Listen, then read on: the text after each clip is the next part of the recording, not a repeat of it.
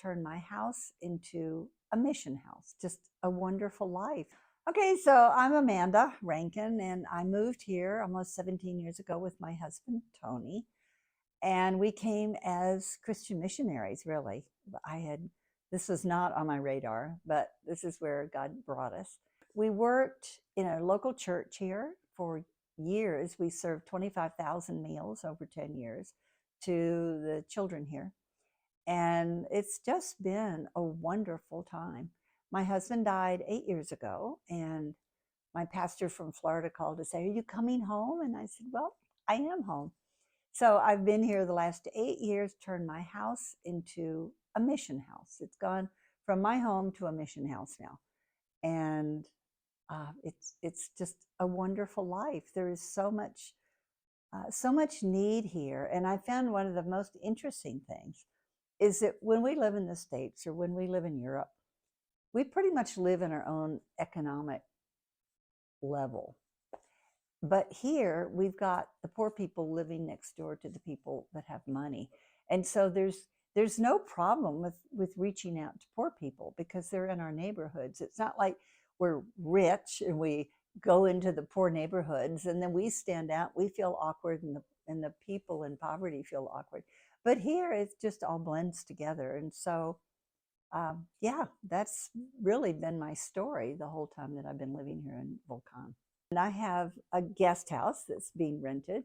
And I have a woman that moved here after her husband died. She's a widow, so she joined me. And so we have now a group of people. And one day I came home, they said, "Oh, we want to have a Mother's Day dinner, an outreach for women who really their families don't have any money and they're not going to have a send off for Mother's Day." So they said, "We want to do that." And I said, "Sure, that's fine." And so I went off for the day. When I came back, the entire living room had changed. And we had tables and we had areas for the guitar players. And I looked at my house and I thought, it's really not my home anymore. It's really a mission house. And so everything we do from this mission house. And we have home groups in Spanish and we have home groups in English. People come and knock on our door. We counsel, we pray, we worship, we love people. And so that's what it is now. I have a monthly newsletter that goes out. And just talking about what we've done that month. We have donations from all around the world. And even though we're like a David against Goliath in the world, but we can buy wheelchairs for people and help people and buy their medicines or do whatever we need to do for people. So that's what we do here. Well, I wrote my first book in 2000, and it was basically a download from God. It was probably the easiest book I ever wrote. And then since then, I've written a few more, but in the last couple of years, I really feel the Lord telling me to write books for those that are coming into the kingdom as new believers. And so I've written, I don't really know how many books. I think I may be at 4 or 5, but my goal this year is to write 10 books. And I'm just buckling down and doing it. But I love the feedback. I love from the people saying how the books help them. And I love writing them. And when I write them, it's more of a prayerful God experience than it is, sitting trying to come up with words and writing, because just because I'm interacting with Holy Spirit the whole time I'm writing the book. So it's a wonderful life. I have a wonderful life. I'm blessed, absolutely blessed to live in a beautiful country with wonderful young friends. I found that the older I get, the smarter it is to hang out with young people. So we don't talk about our ailments. We just talk about what's on the horizon and the new things to do. So 3 years ago, I felt like the Lord said to build a miracle cafe where we have a cafe, but we also have a miracle menu along with a food menu. And we pray for people. And it's not anything new. It was started in 2010 with a couple in England. And when I got that idea, I thought, wait a minute, I think I remember this. And I went and tried to find the the woman who wrote the books and is doing this ministry. And I couldn't find her. That was on a Monday afternoon. Tuesday morning, I had an email from her organization in my inbox, and they had no idea who I was. It was strictly a supernatural phenomena. And so I've spoken to her since then, and actually just got back from England in a workshop that they did. So that is in God's timing. I also had a prayer room for a few years on the main street, and I feel like it's time to do that again. So that's on the horizon. And then also, there's a real need for a nursing home in this town because I see so many people who move here without plans for the end of their lives. And I have a woman right now who uh, she moved here, missionary to children, single, no family, and suddenly she fell and broke her hip. And now she's in a nursing home with no money and nobody to help her. So obviously we are, and trying to find a way to get her back to the United States. But that is one thing, we really do need to plan ahead. And especially we who are older need to know how to get out of this world gracefully and not unprepared and having to just rely on people's good nature to take care of them. This is not the same town we moved to. No, it's interesting. People, when I first got here, I asked a friend that I met here, what's the difference between Boquete and Volcan? Because I really didn't know. I just knew that they were both places that we might end up. And she said, well, the ex CEOs live in Boquete and the ex school teachers live in Volcan. And I think that's a perfect description. And so we did. We moved. We felt like the Lord brought us here. And so when we moved here, there were just a few grocery stores. There were just one or two hardware stores. We renovated this house. We bought this house and renovated it. And it seemed like every single day the contractor was asking me to go down to David, which is down the mountain and an hour away, to buy, the screw or the wood or the, what is cement or whatever. So now I think you could almost build a house and not go down the mountain. There's probably things you could do cheaper down there, but and have them send up the mountain. But basically, it's very different. I've lost track. I don't think I know how many restaurants there are here. They were like popping up every day. Another little cafe. We have multiple grocery stores. At last count, I think there were 9. There may be more by now. So yeah, and there are a lot more expats. There's a lot more of everything. I mean, of South Africa and Canadians and Europeans, and we used to be the North Americans. Well, the United States of America Americans. We used to be the bulk of the people coming to Panama, but now we're not even on the first 5. It's Venezuela, it's Italy, it's Germany, it's Canada, it's other places. So yeah, it's completely changed, but it's lovely. And it's more convenient in that we have a lot more places to go out and eat. We have a lot more options. We have 2 big hardware stores, which are really nice because everybody who moves here has to, if they're not building a house, they're at least renovating one. So yeah, it's I like it. They expand it. We're much more modern than we were. Well, we could use a good veterinarian. If there's anybody that's watching this, it's a veterinarian. We need you. It's not really cheaper here. The only thing that's really cheaper here is labor, and that is a big deal. I mean, I spend $25 for a housekeeper to come 1 day a week. I spend $25 for a day a week for a gardener to come in. That is significantly cheaper than my sister, who spends $25 an hour to get her house cleaned in Santa Fe, New Mexico. So that is where you save money. But I think the prices, the house prices, the land prices are comparable to the United States. Our food, I think it's comparable to the United States. Our restaurants are probably a little cheaper, although they're going up. So, you're not going to come down here. 20 years ago, it was cheap, but it's gone up just like everything else has gone up. Except it started lower, so it's still lower. But that's one thing that I think people sort of don't understand.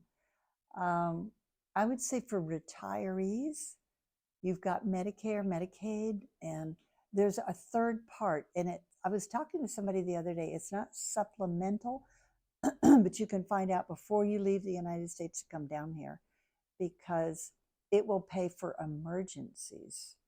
So if you do have an emergency here, you could go with that insurance and then go from there, go back to the States or stay here. The medical system can be good and it can be bad. It just depends what your experience is. We have a little local hospital here. I've had only good experiences, except one time when they misdiagnosed a broken wrist, and we took him down down the mountain to the children's hospital, and they put a cast on it. So, but generally speaking, in our town, I think we've got pretty good medicine. Dental. I left America, and where it cost me $125 to get my teeth cleaned, 2008, and I moved here, and it cost $20, and it's doubled here, but $40 is still a lot cheaper than $125, and who knows how much it costs in the States now. We have two good dentists in town.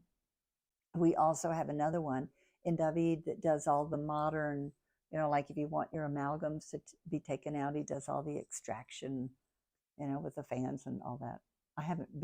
I've been to him. I think he's a very good dentist, but other people have gone and had their amalgams taken out, and he did a really good job. So we do have very good dentists here. We have good dermatologists here. Yeah, we have private hospitals that are certainly cheaper than the United States. We also have insurance. You get the insurance straight from the hospital. You don't get it through an insurance company, so it's cheaper. You don't have a middleman. And I'm paying like $165 a month for me for 70%.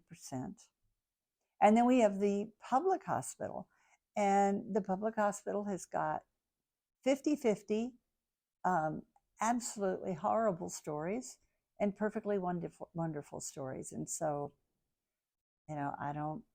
I can't say. I haven't been to the public hospitals. I've had friends in them. And like I said, 50 were great, and 50 were horror stories.